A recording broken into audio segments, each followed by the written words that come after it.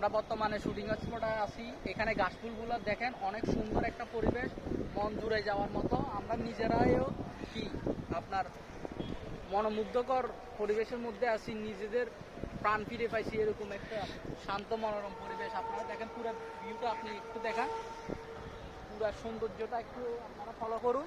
অনেক সুন্দর একটা ফুটেজ, মানে নিজের চোখকে বিশ্বাস করার মতো না।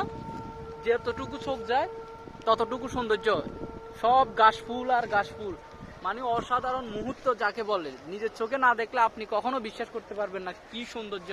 আমাদের শুটিং স্পটে আমরা বিভিন্ন লোকেশনগুলো চয়েস করি শুটিং করার জন্য।